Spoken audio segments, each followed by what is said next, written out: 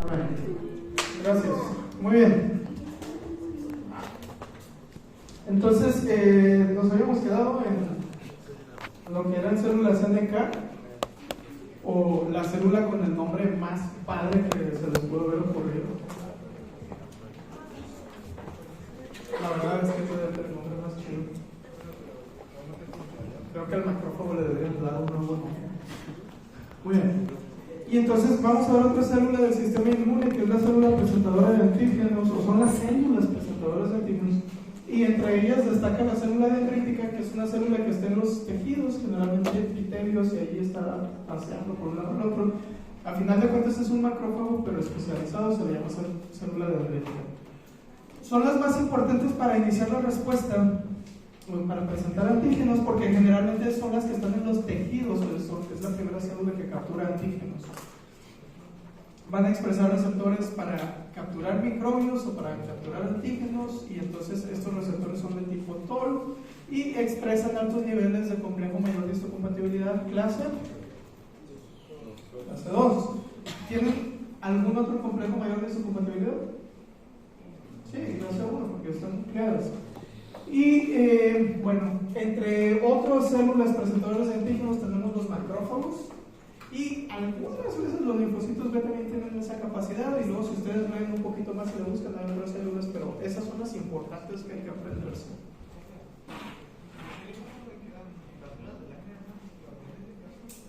Es lo mismo, células de la glándula son las que están en la piel. Entonces, realmente todos son monocitos a final de cuentas, pero no sé por qué alguien se puso a complicarle la vida a todo el mundo y dijo: a estas no le van a llamar dendríticas, a estas de la a estas de Cooper, a estas microbias, a estas son la misma célula. Pero sí. Muy bien, ¿qué es lo que hacen generalmente? Capturan algún antígeno, lo introducen, eso ya lo vimos, y entonces lo van a expresar a través de sus moléculas del complejo mayor de histocompatibilidad clase 2. Necesitan correceptores, que son señales que al final de cuentas estimulan y amplifican más, y luego todavía producen o secretan interleucinas que estimulan más a la célula receptora para que inicie su actividad. ¿Cuál célula es la que se une a las células presentadoras de antígenos? Principalmente va a ser el caso del cuanto, ¿okay? Aunque luego ahí vamos a ver que hay otras variaciones. Esto es bastante curioso porque es como un sistema cifrado donde podría esta célula tener contacto con algún antígeno, pero si no recibe las señales estimuladores y coestimuladores, pues no habría activación. Entonces se requiere todo un sistema de señalizaciones bastante complejo para que se inicie la respuesta inmune asociada a lo que es la inmunidad adquirida. Les decía que era como los mensajes de WhatsApp que los mandan, que están cifrados, y entonces se requieren de ciertas llaves para que ustedes puedan leer el mensaje. Es cosa de programación, pero así ocurre, y se supone que por esa razón nadie más puede interceptar el mensaje legal. Hace poco, no sé si fue en España o en Inglaterra, un muchacho se subió a un avión, mandó un mensaje por WhatsApp y le dijo a sus amigos: voy a explotar una bomba. Y entonces detuvieron el avión y bajaron al chavo y lo metieron a la cárcel un tiempo. Entonces, lo que ustedes mandan por WhatsApp, por lo que sea, realmente no está tan protegido. Cuidado con lo que mandan. Muy bien, tejidos linfoides que tenemos. Tenemos tejidos linfoides primarios y tejidos linfoides secundarios. ¿Cuáles son los tejidos linfoides primarios? Donde se producen y maduran los linfocitos. ¿Y cuáles son los tejidos linfoides secundarios? Donde llegan los linfocitos cuando ya se graduaron de la universidad. ¿Sí? Entonces, hay dos universidades para los linfocitos, donde van a crecer y madurarse. ¿Sí? El timo y médula ósea. El timo y la médula ósea. Exactamente. Ahí es. Exactamente. Me agrada que sepan leer. Les voy a ser sinceros. No es todos, pero algunos de ustedes necesitan leer más, porque cuando pasan a presentar se traban mucho con las palabras, y eso ocurre cuando no acostumbran a leer, y es un problema muy preocupante como médicos. ¿Sí? Entonces lean textos largos y aburridos. Lo necesitan mucho. Muy bien, entonces, en el timo y la médula ósea, los linfocitos crecen y maduran. ¿Okay? Los linfocitos T en el timo, los linfocitos B en la médula ósea. Y una vez que ya maduraron, entonces van a pasar a residir en los tejidos linfoides secundarios o periféricos, que es donde van a estar esperando que alguien los entrene. Médula ósea, se las presento nuevamente. El timo con sus corpúsculos de Hasal, el ganglio linfático, que luego vamos a ver en algún otro clase cuando veamos enfermedades de los linfocitos, y el vaso es otro tejido linfoide secundario. ¿Dónde los tenemos? En la pulpa blanca, no sé si se acuerdan, es un folículo linfoide. Y principalmente, ¿qué linfocitos hay allí? B. Muy bien.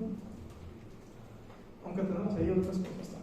Muy bien, la respuesta inmune necesita fases, así como la inflamación viene en fases, pues la respuesta inmune también. Entonces necesitamos iniciar con un reconocimiento. Para eso ya vimos, hay receptores en la célula que reconocen patrones moleculares asociados a patógeno, asociados a daño. Luego se activa la célula que reconoce esto, generalmente va a ser la célula dendrítica, viaja al ganglio linfático y tiene que presentar el antígeno a linfocitos. Estos linfocitos se van a activar también, se van a diferenciar, van a prepararse, digamos, a armarse, y entonces hacen sus acciones. Pueden ser linfocitos efectores, linfocitos de memoria, entonces se quedan allí como que guardando el archivo, o linfocitos reguladores en algunas ocasiones. Y finalmente, después de que eliminamos el antígeno, pues necesitamos que esa respuesta se suprima. Si se fijan, todos los sistemas de nuestro cuerpo tienen sistemas de retroalimentación o control. ¿Sí? Bastante importante eso. Muy bien. Entonces, como lo dijimos, la célula dendrítica captura un antígeno, viaja al ganglio linfático y se lo presenta. Aquí están los linfocitos TCD8 también, pero nos vamos a concentrar más en los linfocitos TCD4. ¿Okay? Entonces, llegan al ganglio linfático, se lo presentan al linfocito TCD4. El linfocito TCD4 se diferencia, prolifera y viaja al sitio donde estaba la célula dendrítica. ¿Okay? Allí, ¿qué va a hacer? Pues puede iniciar sus respuestas de tipo TH1, TH2 o TH17, dependiendo de qué sea lo que se necesite en el sitio. ¿Okay? Entonces, esto ya es repaso, ya lo vimos. Respuesta TH1, ¿qué recluta?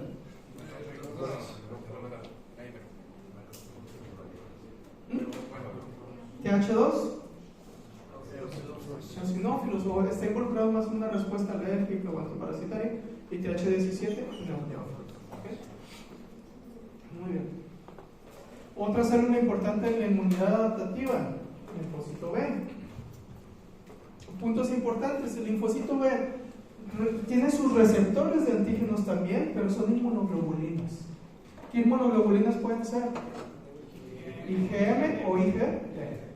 Y entonces reconoce un antígeno, prolifera el linfocito B, que es capaz de reconocer el antígeno, porque es el linfocito B que se necesita. Estos pueden madurar, y entonces, ¿cuál es la forma madura del linfocito B?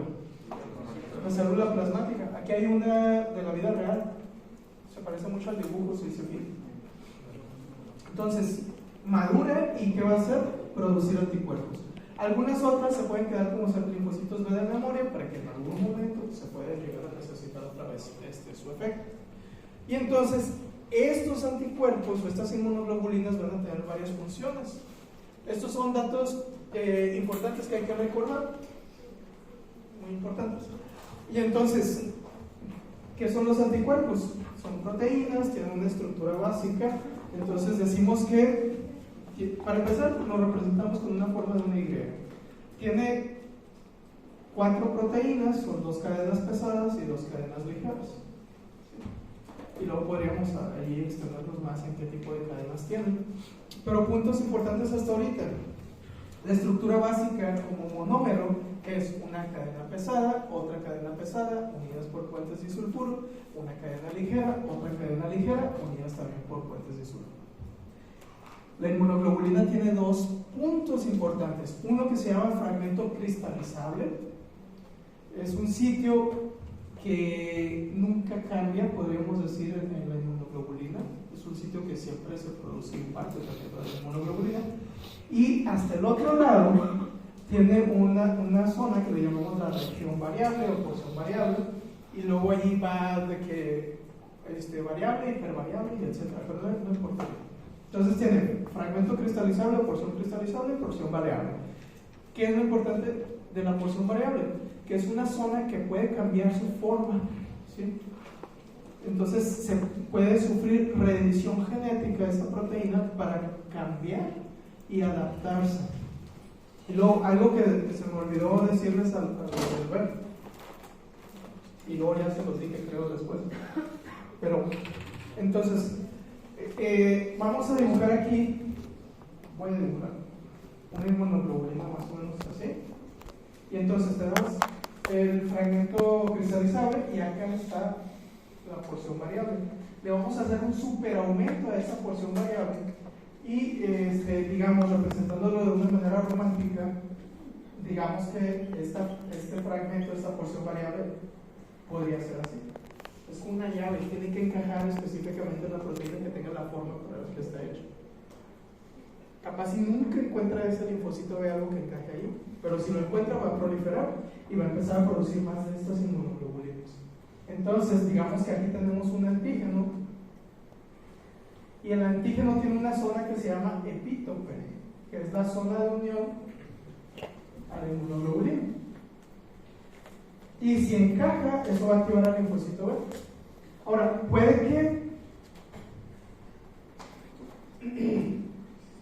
que algún antígeno propio del cuerpo se una a esa zona. ¿Sí? O sea que, para que no borrar, ¿verdad? Digamos que este es un antígeno de nuestro cuerpo. ¿Qué pasaría si ese linfocito B se activa? Va a producir inmunoglobulinas que van a atacar a nuestro propio cuerpo, a nuestros propios antígenos. ¿Sí? Ese es otro concepto. ¿Qué es un antígeno? Es una molécula que es capaz de desencadenar una respuesta inmune. O sea, todas las moléculas de mi cuerpo son potencialmente, sobre todo las proteínas y los carbohidratos, son potencialmente antígenos. Pero mi cuerpo no me está atacando a mí mismo. ¿Por qué? Porque por lo menos en los linfocitos B, ¿qué es lo que va a pasar? Si este parátope se una a un epítope que sea de mi propio cuerpo, el linfocito B va a recibir una señal de amenaza. Oye, tienes que modificar tu anticuerpo o te mato. Y entonces el linfocito B dice, lo puedo arreglar. Y entonces agarra su ADN, hace una edición genética, o sea, cambia sus genes un poquito, los acomoda, y entonces dice, ahí está, ya cambié mi parátope. Ahora es diferente. Y entonces ya no encaja. Y entonces ya no reconoce un antígeno propio de nuestro cuerpo. Pero puede que algún otro antígeno ahí sí vaya a encajar, que sea de alguna bacteria o algo. ¿Sí se entiende esta parte? Entonces es parte de lo que ocurre en el fragmento variable, ¿sí? Que es el sitio que se encaja. ¿Okay? Muy bien.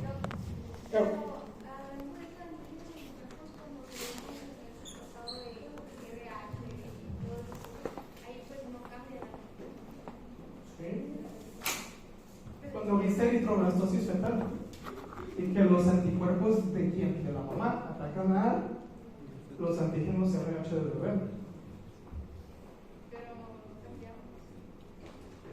La mamá creó anticuerpos para matar a su bebé. No le caería bien. No.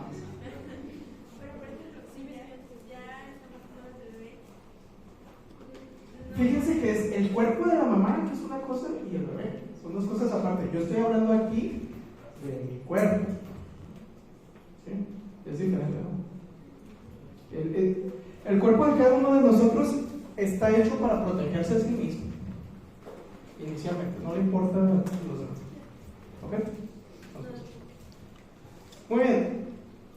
Vamos avanzando. Esta tablita ya se las había puesto en listo, pero es importante recordarla y va a venir obviamente en los exámenes. Entonces, repasemos. Tenemos 5 anticuerpos: IgG, IgM, IgA, IgD, IgE. IgG se presenta como un monómero. ¿Qué quiere decir? Que es una Y, ¿sí? Para fines prácticos, que lo entendamos.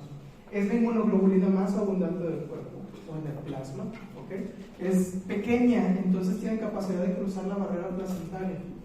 Entonces, en el caso de la eritroblastosis fetal, por ejemplo, ¿cuál es la inmunoglobulina que causa la eritroblastosis fetal? IgG.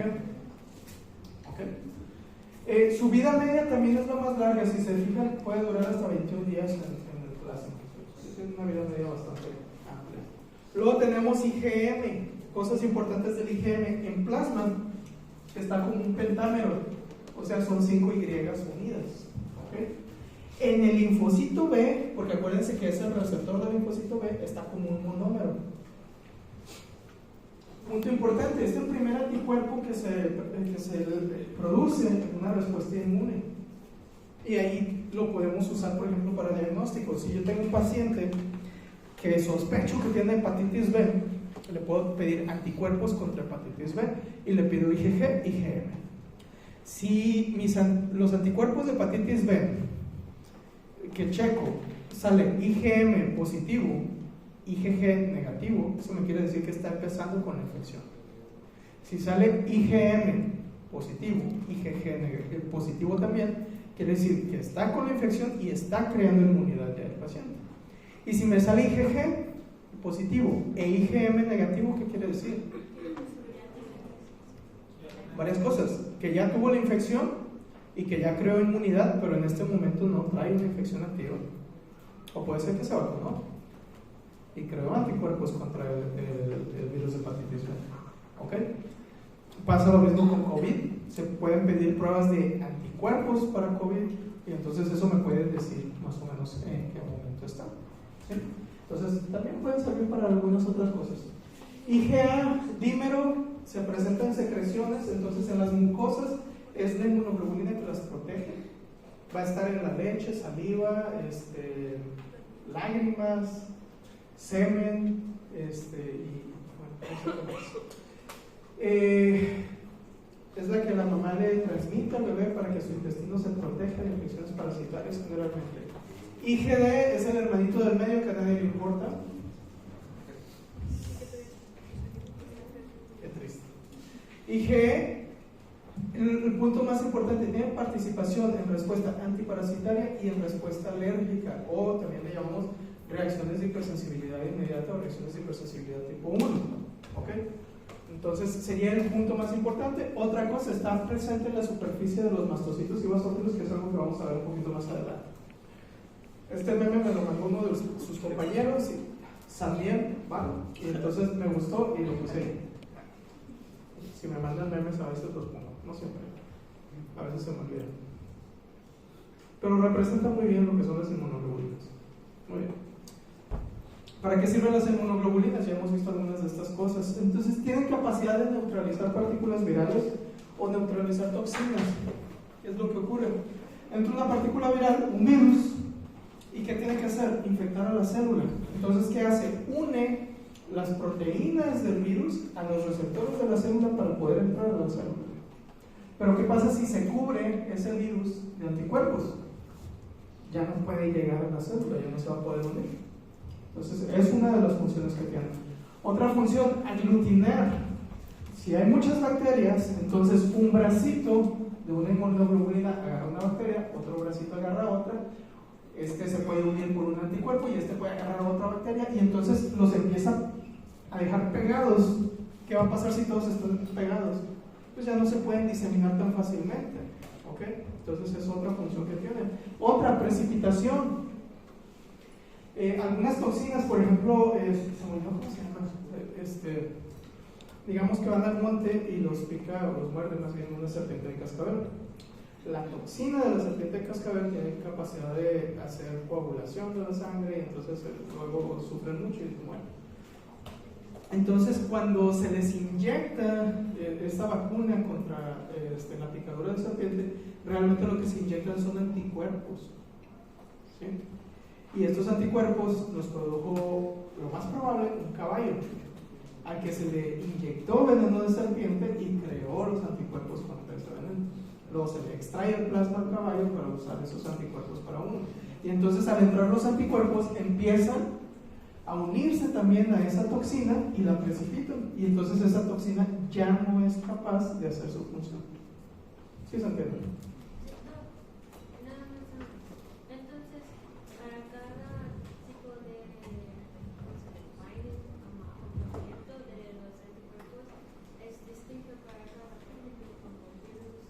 Sí, en tu cuerpo tienes un anticuerpo para el virus de influenza que tal vez ya te dio. Tienes otro anticuerpo para otro virus. Tienes un anticuerpo para alguna bacteria que ya tuviste infección. Y así.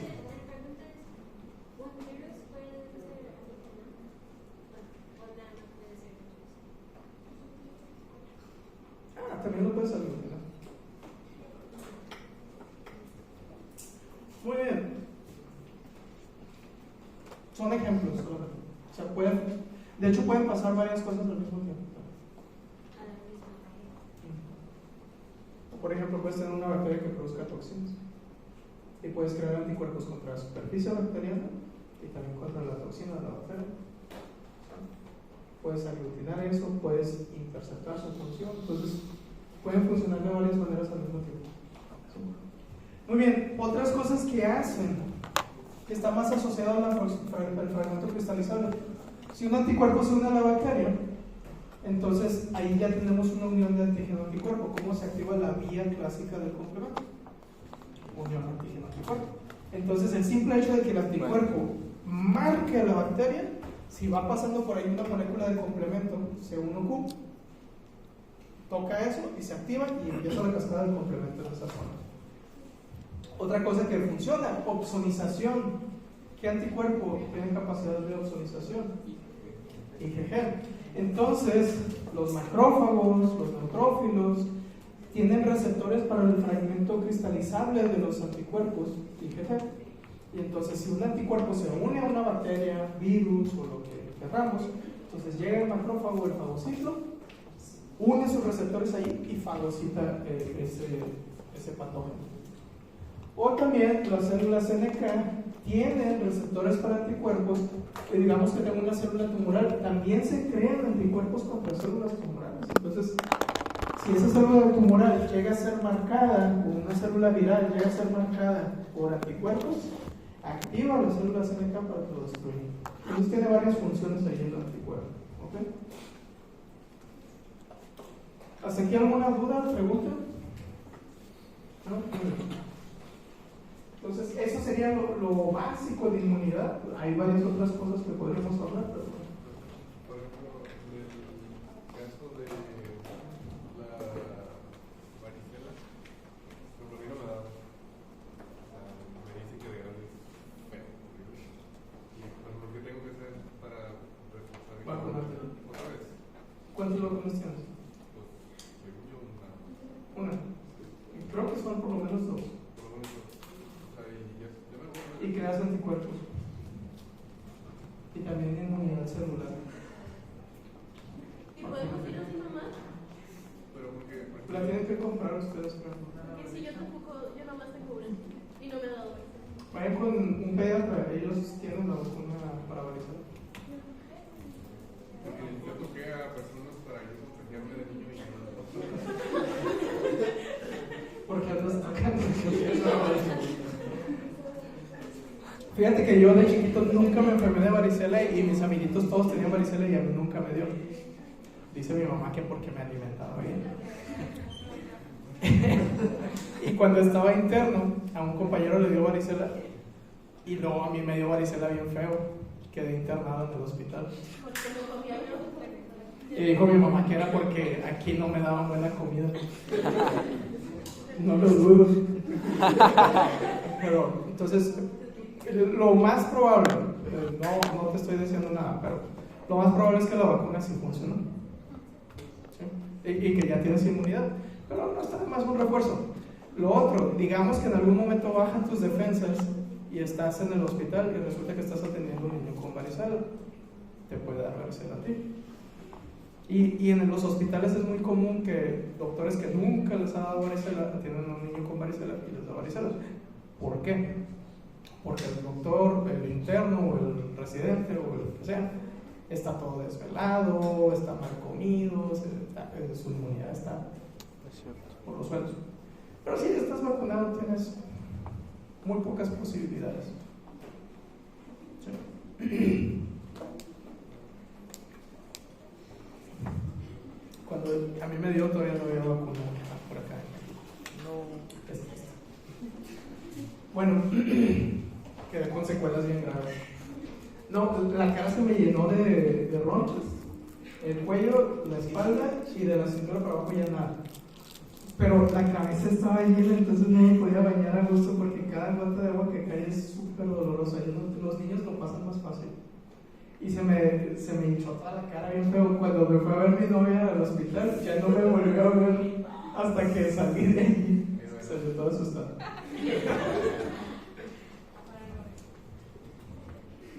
Es feo. Y yo estaba todo agüitado así de que, chale, mi novia me quiere ver. Tan feo que ves. Pero bueno. Muy bien, entonces, reacciones de hipersensibilidad, ¿qué son? Son reacciones exageradas del sistema inmune. ¿Okay? Y por ser exageradas causan daño a los tejidos y ese es el problema que vamos a tener. ¿Cuáles son las causas? Y aquí voy a intentar ser claro. Un concepto que me gusta, palabras que me gustan, si se fijan son bien ambiguas. ¿Qué hemos dicho? Depende. Idiopático. Muy bien. Otra. Multifactorial. ¿Sí? Entonces, si les preguntan cuál es la causa que provoca ciertas enfermedades, es multifactorial. ¿Qué quiere decir? Que hay varios factores involucrados. También, multifactorial quiere decir que puede que tengas varios y aún así no te dé la enfermedad, puede que tengas unos 2, 3 y te dé la enfermedad. Entonces, en parte es como decir mala suerte. Muy bien, entonces, causas. Bueno, puede ser por una autoinmunidad, cuando hay reacciones contra los propios antígenos. Más adelante vamos a hablar de eso. Puede ser por reacciones contra microbios, y entonces puede ser por una reacción inmune excesiva o porque el antígeno sea persistente, o puede que sea contra antígenos ambientales, que puede ser caspa, polen y otras sustancias ahí. Lo más importante es que en todos hay daño a los tejidos, porque es una reacción exagerada. ¿Sí? Y entonces vamos a ir hablando de cada una de estas reacciones. Tenemos 4 tipos de reacciones de hipersensibilidad. Lo más fácil para entender las reacciones de hipersensibilidad es no solamente aprenderse tipo 1, tipo 2, tipo 3 y tipo 4, sino aprenderse el nombre que está entre paréntesis.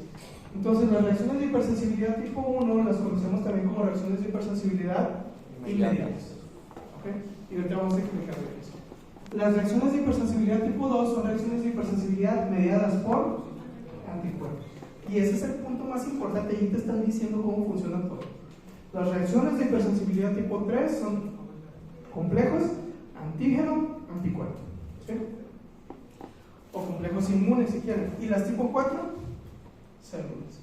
¿Okay? O mediadas por células. Si ustedes aprenden eso, van a entender todo lo demás. ¿Okay? Este cuadrito sirve mejor para repasarlo después de que hayan estudiado cada uno. Entonces, empezando por las reacciones de hipersensibilidad tipo 1, por reacciones de hipersensibilidad inmediatas. Otra cosa que tenemos que recordar siempre son cuáles son los actores principales de esta reacción de hipersensibilidad. Son 2. Los mastocitos, está ahí de rojo, e IgE, son los actores principales. ¿Ok? Punto muy importante. Entonces, para que se lleven a cabo estas reacciones de hipersensibilidad necesitamos mastocitos e IgE. Me voy a saltar esto, pero espero que lo hayan tomado foto. Muy bien. ¿Qué es lo que ocurre? Necesitamos, para empezar, algo que se llama sensibilización a un antígeno. Eso es una exposición inicial al antígeno. Entonces, ¿alguien es alérgico aquí? Muy bien. Entonces, digamos que alguien vamos a dar el ejemplo, vive en la ciudad, siempre ha vivido en la ciudad, y entonces resulta que lo mandan al rancho, Montemorelos, y entonces llega en primavera y están los arbolitos y todo muy bonito, y al inicio todo bien, pero ¿qué está pasando? Que pudiera entrar algo de polen de las flores a la nariz. Una célula dendrítica en los pulmones, en los bronquios, ¿no? Va a captar alguno de esos polen, lo agarra y dice, no, esto es una cuerpo extraño, una sustancia extraña, tengo que dar aviso a mis jefes. Y entonces, ¿a dónde va a viajar? al ganglio linfático. Llega al ganglio linfático y le va a decir al linfocito T, CD, 4. Oye, mira lo que me encontré. De hecho, así está el dibujo, ¿no? Mira lo que me encontré. Y el linfocito TCD4 dice, nunca se ha expuesto a eso. Y dice, oh no, esto debe de ser algo súper peligroso. Tengo que avisarle a la célula plasmática. Va con la célula plasmática y le dice, oye, hay este antígeno, sospecho que es muy peligroso, entonces necesitamos crear anticuerpos contra él. La célula plasmática, ¿qué hace? Produce IgE. Este IgE va a pasar al plasma y en algún momento va a llegar al mastocito. El mastocito tiene un receptor Fc para IgE. Entonces el IgE va a llegar y se va a unir a ese receptor y ahí se va a quedar. Acuérdense que el mastocito tiene gránulos preformados. ¿Qué es lo principal que contienen esos gránulos preformados en el mastocito? Histamina. ¿Muy bien? Pero ya, resulta que ya no se pusieron más al polen, solo fue una vez. No pasa nada, aparentemente. Solo la sensibilización, que es esta parte. Pero el mastocito está listo. En cuanto se detecte el antígeno nuevamente, va a hacer su efecto. Entonces, en algún otro momento, llega otra vez la primavera, algo así, y aparece nuevamente el polen. Pero ahora sí el mastocito tiene su receptor listo para ese antígeno. Entonces, ¿qué dice? Oh no, ahí está el antígeno que me dijeron que es peligroso. ¿Qué tengo que hacer? Hacer mi función para proteger al cuerpo. ¿Y qué hace? Se degranulan. Empieza a liberar sus gránulos de histamina. Ya sabemos cuál es el efecto de la histamina. Vasodilatación, muy bien, edema, por consecuencia, ¿no? También empieza a producir otras sustancias. Me voy a regresar para acá. Leucotrienos. ¿Cuál es el efecto de los leucotrienos? Entre muchos efectos que tienen, broncoconstricción es uno de ellos, o constricción del músculo liso. Y entonces, ¿qué vamos a tener en la persona? Broncoespasmo, vasodilatación, edema, aumento de las secreciones, aumento del moco, y entonces esa persona empieza escurrimiento nasal, o si es asmático empieza con sibilancias, que es el pillidito ese, ¿sí? Por exposición al alérgeno o al antígeno que a ninguna otra persona le hace daño más que a esa. Pregunta. ¿Y la loratadina cómo entra con...? ¿Qué es la loratadina? Una antihistamina. Inhibe la acción de histamina. ¿Y luego alguien toma Montelukast? Ok, es un antagonista de los leucotrienos. Entonces se evita el broncoespasmo o el broncoespasmo principalmente, pero tiene otras acciones ahí que corresponden al leucotrieno. Entonces así es como funciona. ¿Qué sería lo mejor? Pues evitar la exposición del alergeno y así ya no tienes que tomar eso. ¿Las alergias se heredan? ¿Se pueden heredar? Ahí voy para allá. Ahorita vamos a hablar de eso. Qué bueno que lo preguntas. Y si yo siempre he vivido en un pueblo, Y aún así tienes. Ahorita vamos a hablar de esto. Sí, ahí voy para eso.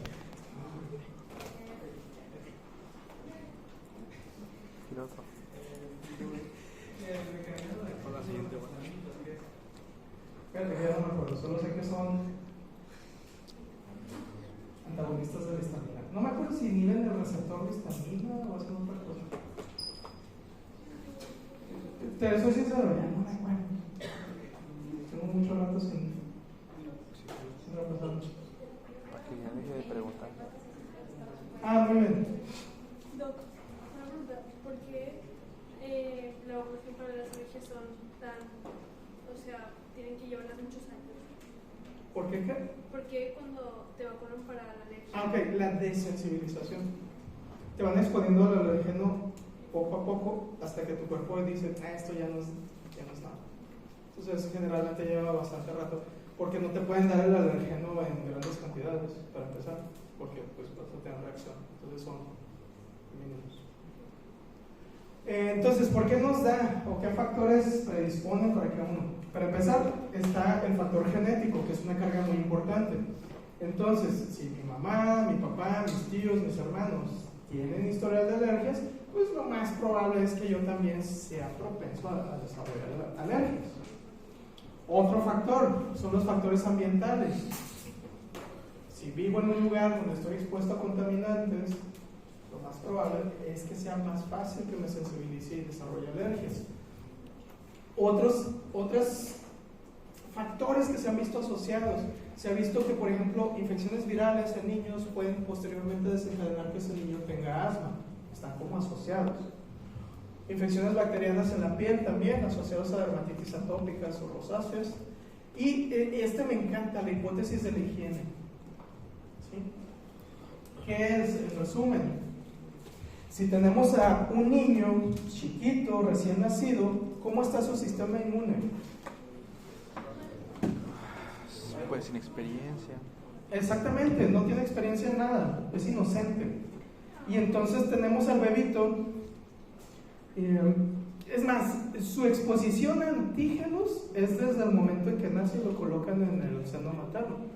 Hay bacterias en la piel de la mamá, y eso es bueno, porque esas bacterias empiezan a cubrir o a entrar al intestino y van a formar parte de la flora bacteriana de la mamá. De hecho, al nacer a través del canal vaginal, entran bacterias a la boca del bebé, ¿sí? De esa zona del bebé. Entonces todo eso va a ir poblando poco a poco la flora intestinal del bebé, pero son antígenos. Entonces el cuerpo se va exponiendo y el sistema inmune se tiene que entrenar para reconocer lo que es peligroso y lo que no es. Lo que no es peligroso, pues no hago anticuerpos ni hago una reacción inmune, y lo que es peligroso me voy a defender. Y los primeros años de vida del bebé, y de hecho yo creo que durante toda nuestra vida nos exponemos a antígenos y nuestro sistema inmune utiliza toda la información, toda la memoria que tiene para decir esto es peligroso, esto no, esto me hace daño, esto no, quiero anticuerpos contra este no. Y entonces la teoría de la higiene nos dice que generalmente se ha visto que niños que están en ambientes muy protegidos, donde la mamá, la abuelita son demasiado estrictas con la higiene y limpian todo y mantienen al niño en una burbuja, estos niños generalmente son los que en una etapa adulta son más propensos a desarrollar alergias. ¿Sí? De repente alguien va a salir, no, pues si yo era bien cochino y comía tierra y aún así tengo alergias. Bueno, mala suerte. ¿Sí? Esa es la parte multifactorial que me encanta, que pues ni modo, o sea, también hay un factor suerte en estas enfermedades, ¿sí? Pero es más propenso esto. De hecho, anteriormente, cuando yo estaba estudiando medicina, en la clase de pedia se nos decía alimentos que hay que evitar en la lactación del niño. O sea, a partir de los 6 meses hay ciertos alimentos que se le introducen al niño para que empiece a tener contacto con ellos, aprenda a comer, y hay otros alimentos que hay que evitar porque va a desarrollar alergias. Entonces no le des huevo, no le des fresa, no le des cereales, no le des esto otro.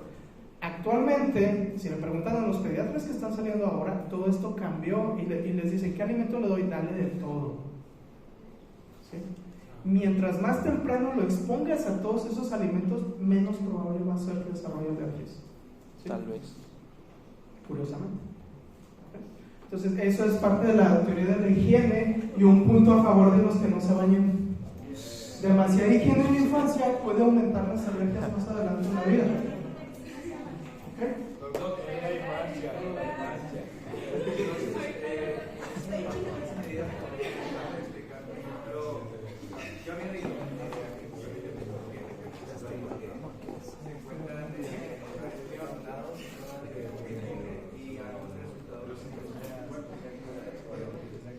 Bueno, por ejemplo, se ha visto que las personas que son trabajadores recolectores de basura tienen menos enfermedades, tienen una alta cantidad de enfermedades. Obviamente, si veo que mi niño se acerca a la popó del perro, pues no voy a dejar que lo coma, ¿no? Porque hay patógenos peligrosos también, entonces es con cierta lógica. Una vez estaba yo en el patio limpiando, barriendo, y llega mi perrita Becky y empieza a tomar agua, y Rafa estaba allí y se agacha y empieza a tomar agua junto con Becky. Aprendió muchas cosas de Becky. No le pasó nada, sigue vivo. Ha pasado todo. Muy bien. Entonces, ¿cómo funciona esta respuesta de hipersensibilidad? Tenemos dos fases, una fase temprana o inmediata y luego posteriormente pasamos a una fase tardía con el paso de las horas, y esta puede durar días.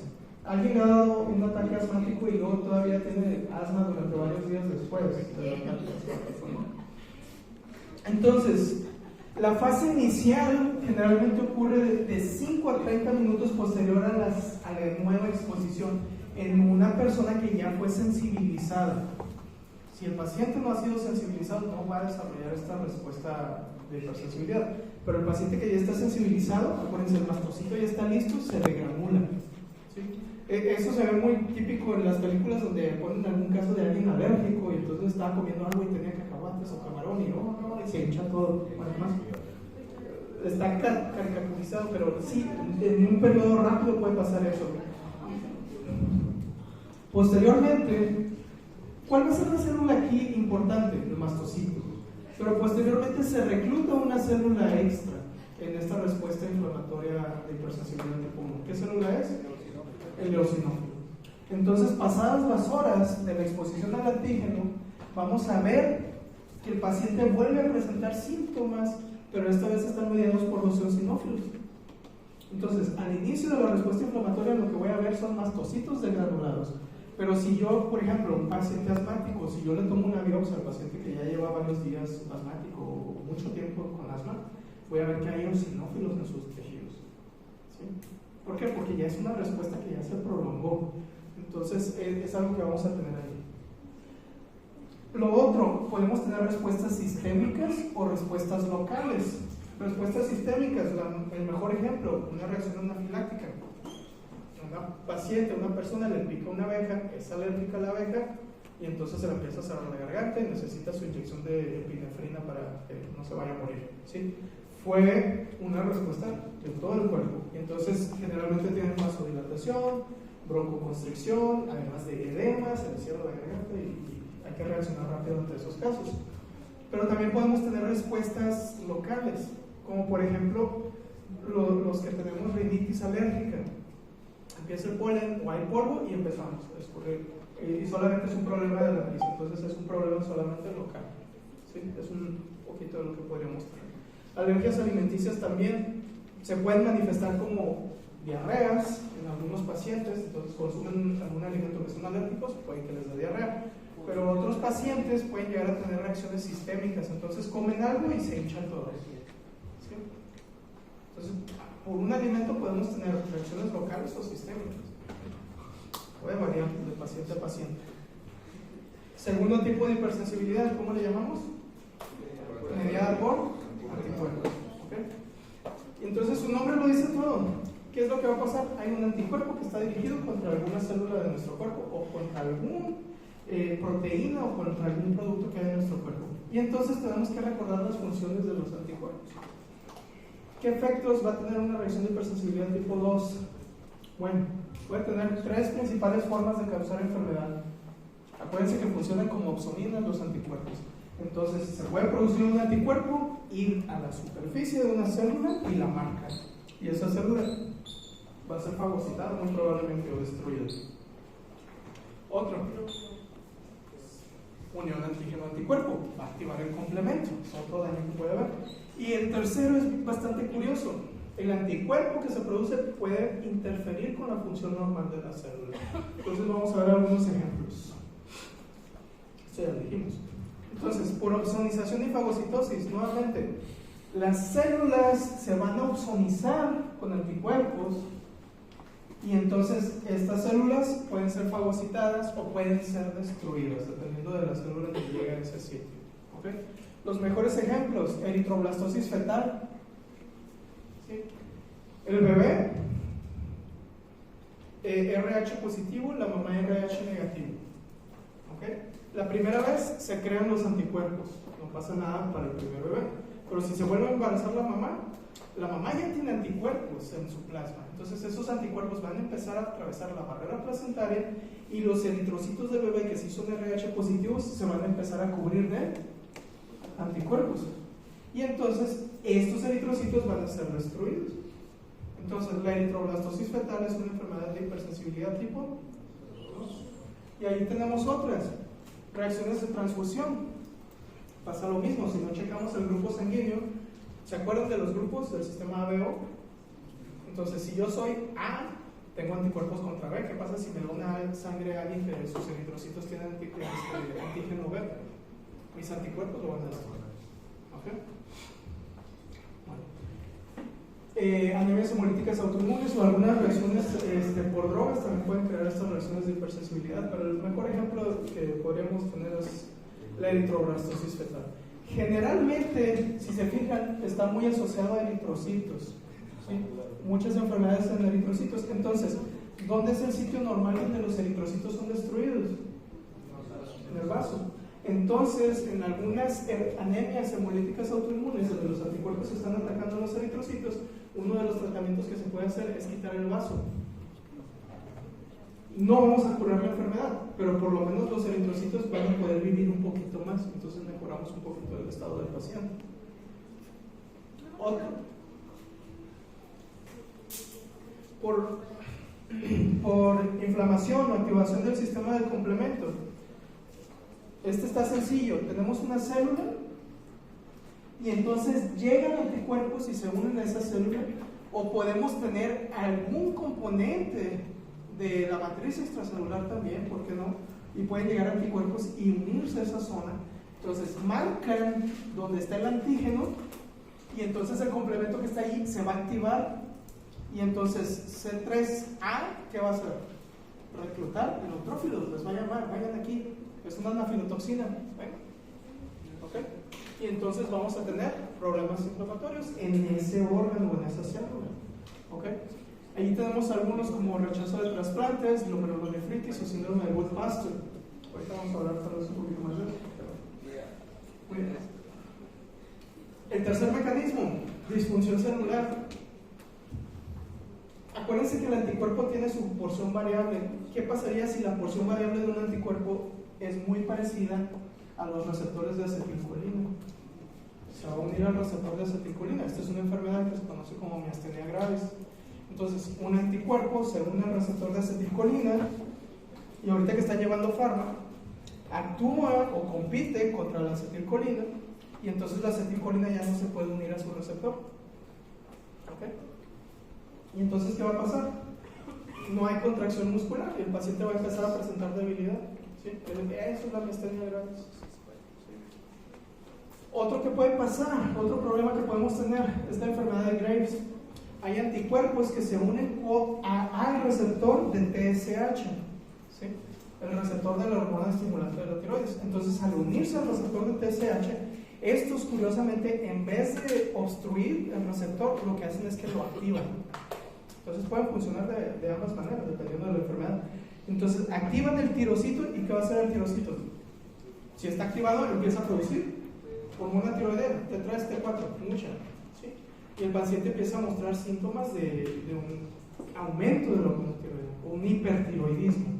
Entonces está más agitado, aumenta su temperatura, tiene intolerancia, tiene nerviosismo, baja de peso, todo bien parado. Muy bien. Entonces, todas estas enfermedades pueden venir en el examen.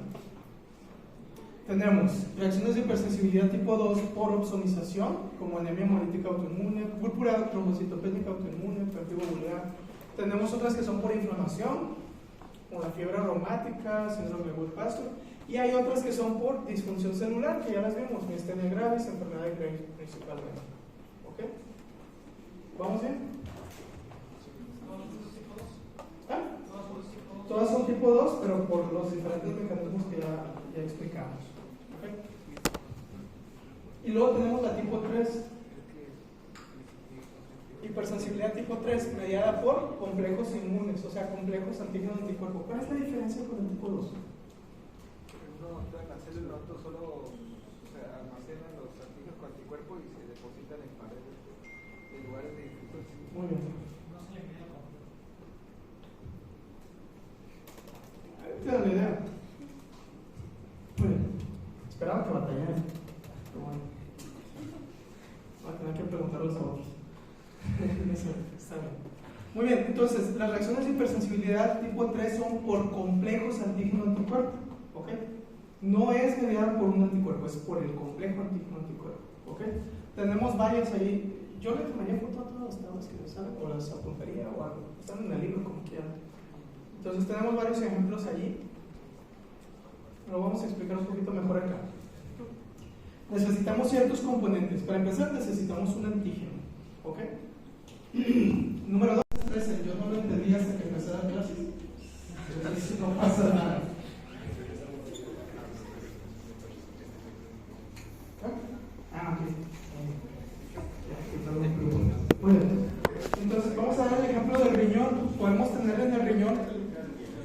hay glomerulonefritis que son reacciones de hipersensibilidad tipo 1 y hay glomerulonefritis que son reacciones de hipersensibilidad tipo 2. Curioso. Entonces, tenemos la membrana basal glomerular. Voy a dibujarlos. Acá sería donde está la sangre y acá está el espacio urinario. Entonces, acá es urinario, acá es sangre. En las reacciones de hipersensibilidad tipo 1, yo tengo anticuerpos que están flotando por allí y reaccionan contra la membrana basal glomerular. ¿Qué quiere decir? ¿Dónde está el antígeno? En la membrana basal. Entonces aquí hay antígenos.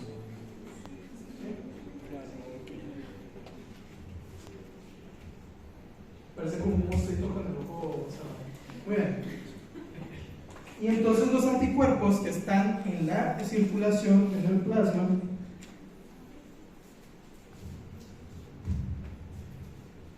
andan por aquí,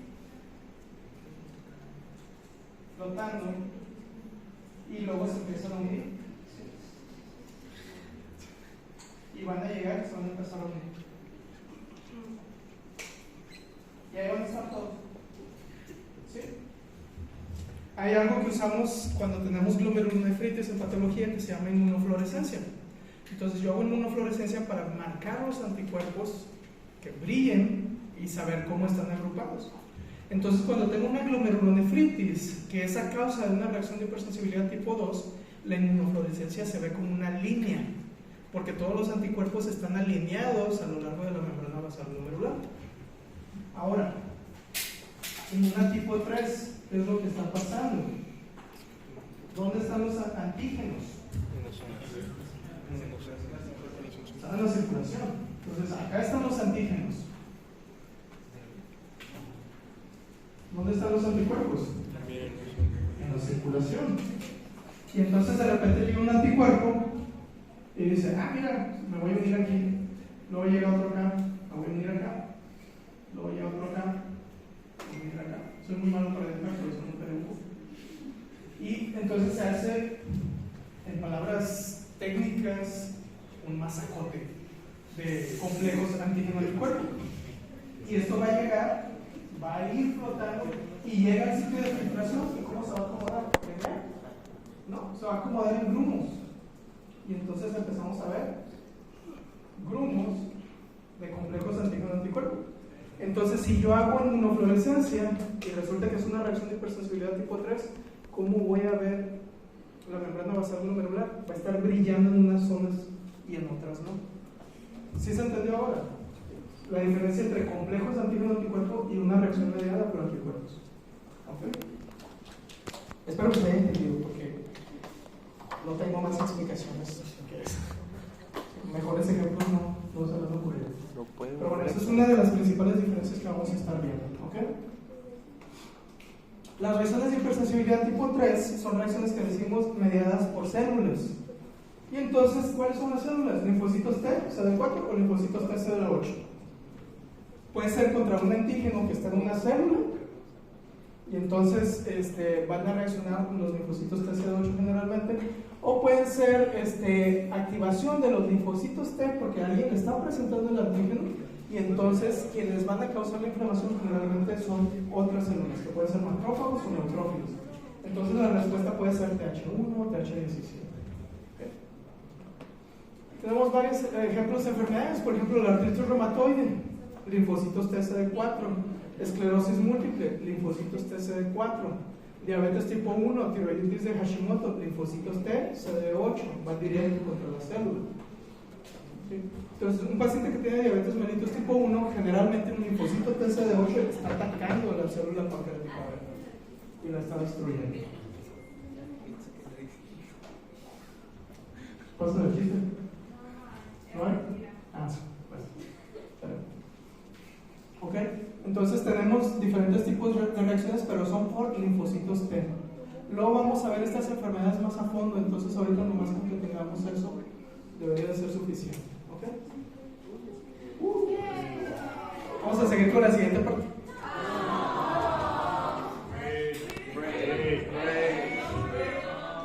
No, hombre, me voy a tardar un poquillo.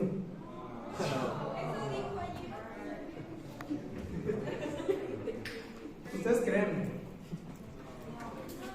Es solo de introducción, son como 5 diapos. Y ya nos vamos. Entonces vamos a la segunda parte de esta introducción.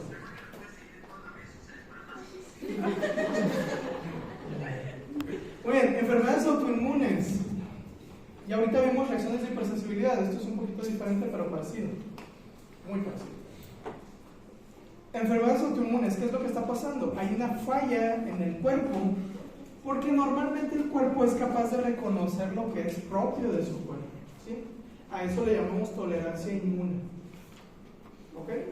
Cuando el cuerpo dice, esto es mío, no lo voy a atacar, ¿sí? Es autotolerancia o tolerancia inmune. Entonces son reacciones del sistema inmune contra antígenos propios del paciente o de nuestro cuerpo.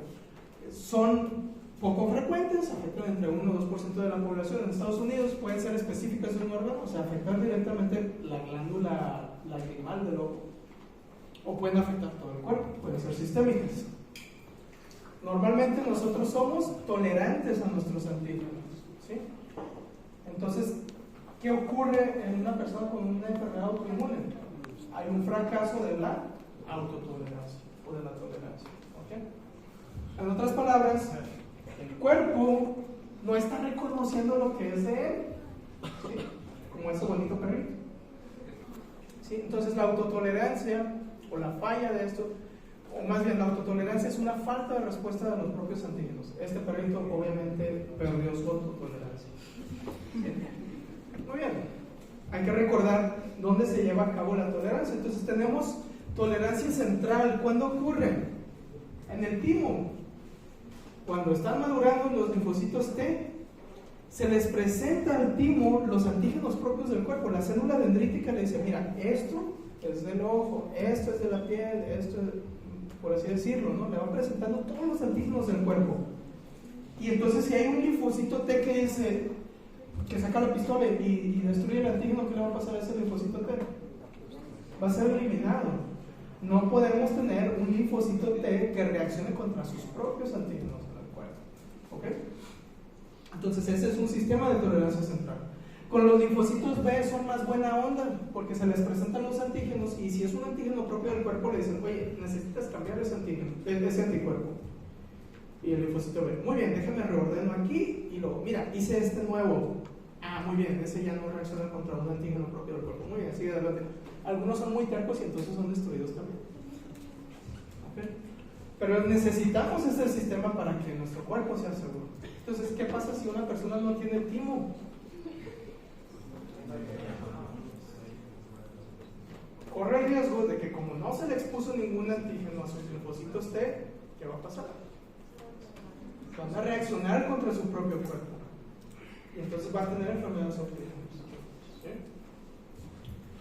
También tenemos un sistema de tolerancia periférica. Entonces, generalmente, las células de nuestro cuerpo tienen sistemas para inactivar a las células inmunes. Luego vamos a hablar del sistema PD1, PDL1, que es uno de los sistemas que causa alergia. Pero generalmente podríamos decir que llega la célula inmune, el linfocito T, y dice, puede destruir esta célula. Y la célula, espérate, yo soy de aquí. ¿Sí? Le está mandando una señal inhibidora. Y el linfocito T, disculpe, ha sido todo un error, me voy para otro lado. ¿Sí? Tolerancia periférica. También hay linfocitos T reguladores, que son los encargados de decir, espérate, eso es de nuestro cuerpo, no lo ataques. ¿Okay? Estos linfocitos T reguladores tienen varias proteínas que funcionan para eso. Una de ellas se llama FOXP3. Es importante porque causa una enfermedad que tiene un nombre bien padre, IPEX, pero que todavía no sé cómo pronunciar. Es una desregulación inmune, poliendocrinopatía, enteropatía ligada a X. ¿A quiénes creen que le ocurre esto? A los hombres.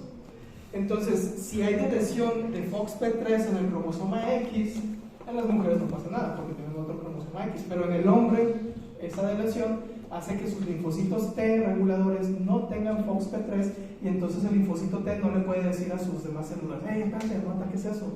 Y entonces sus linfocitos empiezan a atacar la tiroides, el páncreas y otros órganos del cuerpo. ¿Sí? Generalmente los pacientitos se mueren menos de 2 años de haber nacido. Muy agresivo. Otro sistema de autotolerancia. secreción de interleucina 10, acuérdense que suprime la respuesta inmunológica. Entonces, son sistemas de control para que nuestro cuerpo no nos haga daño a nosotros mismos. ¿Ok? ¿Qué es lo que pasa? Que se pierden nuestros sistemas de control. ¿Ok? Otra cosa que ocurre, algunos antígenos no son expuestos a los linfocitos T en el timo. ¿Sí? Pero esos antígenos están protegidos en una zona donde bajo condiciones normales nunca se van a exponer a los linfocitos T o nunca se va a activar este sistema. Lugares que tienen este sistema se conocen como lugares con privilegios inmunes. Entonces, por ejemplo, las células germinales en el testículo, acuérdense de embrios, están sufriendo cambios normalmente y se hacen algunos reordenamientos de los gametos para que haya variación en la población. Y entonces, las células germinales que ustedes tienen, o que los hombres tienen, no son propias de ustedes realmente, porque los antígenos de esas células son diferentes a los de su cuerpo. ¿Sí? Entonces, ¿qué pasaría si llega un linfocito y reconoce algún antígeno de estos? Va a atacar a la célula germinal, va a iniciar una respuesta inflamatoria. Entonces tenemos la barrera hematotesticular en el túbulo seminífero que evita que los linfocitos vayan más allá. ¿Sí? Está la barrera hematoencefálica, tenemos la barrera hematorretiniana, y estos son sistemas que evitan que antígenos que nunca se han expuesto se expongan. Pero, por ejemplo, si están jugando fútbol y les dan una patada en los testículos, puede que se rompa esta barrera y entonces de repente se les empieza a echar el testículo, tienen una orquitis porque se crea una respuesta inflamatoria contra esos antígenos. O si les pegan en el ojo, pueden tener una uveitis y cuídense. Muy bien. ¿Cómo se origina la autoinmunidad? Es multifactorial. Entonces necesitamos dos principales factores. Uno es el de que nadie se salva, factores genéticos. ¿Okay? Entonces, si tú tienes la predisposición genética, ya tienes un punto a favor de desarrollar autoinmunidad.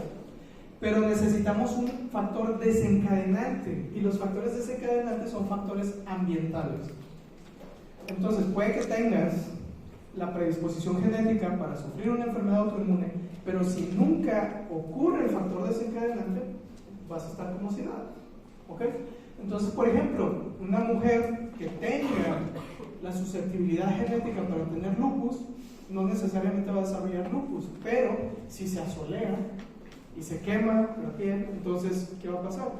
Mueren algunas células epiteliales, van a exponer sus antígenos que normalmente no se estaban exponiendo, y entonces se crea una respuesta inflamatoria que a final de cuentas va a activar a los linfocitos para que sean efectivos.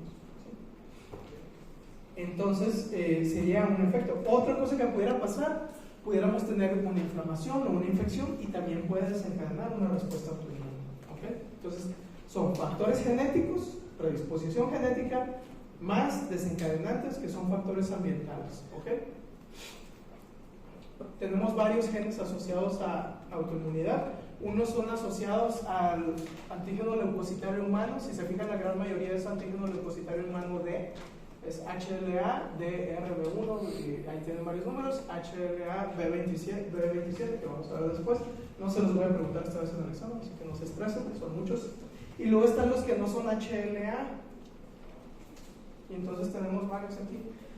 Algunos de estos, varios, se localizan en el cromosoma X, curiosamente. Y entonces ya tenemos factores genéticos, que ya dijimos, factores ambientales, que puede ser una infección, la inflamación aumenta la cantidad de células presentadoras de antígenos, entonces se puede llegar a desencadenar esto. Puede haber también mimetismo molecular. ¿Qué quiere decir? Que un anticuerpo que se produce contra una bacteria puede que su parátope sea muy parecido o se pueda unir muy fácilmente a alguna otra proteína propia del cuerpo. Entonces ahí está, ese anticuerpo se hizo contra un patógeno, pero también está actuando contra un componente normal del cuerpo. ¿Okay? Otros factores ambientales, radiación, ya lo dijimos, tabaquismo, se ha visto que es desencadenante de artritis reumatoide, y el sexo. Gracias a Dios, estas enfermedades son más frecuentes en mujeres.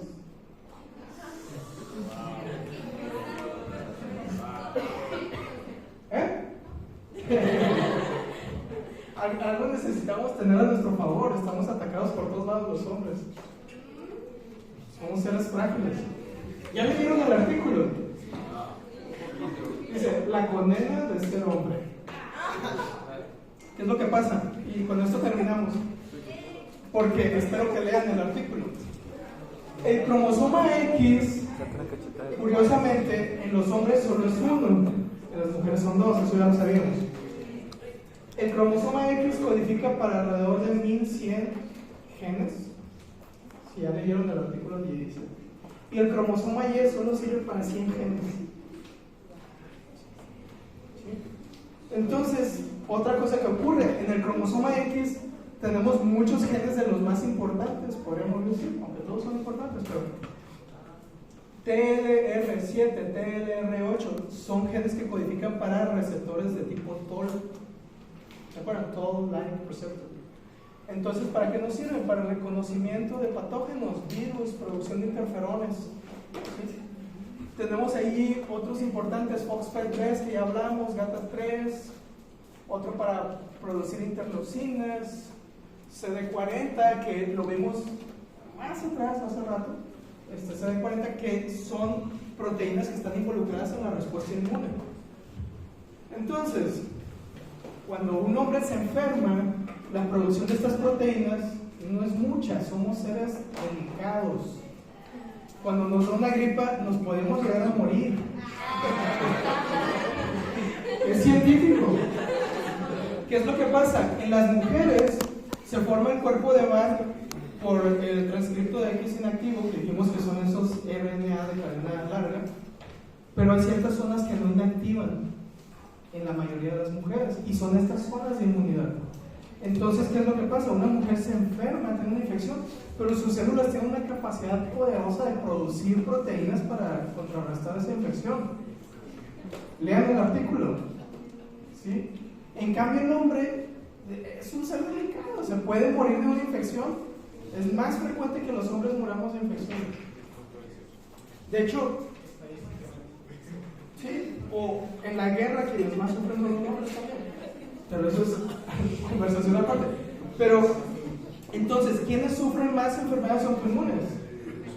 Las mujeres, porque tienen más sistema inmune. Pero ¿quiénes sufren más de enfermedades de inmunodeficiencias?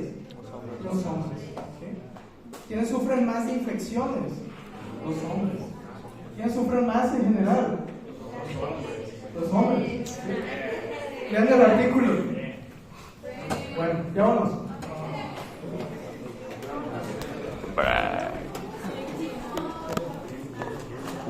Qué rollo.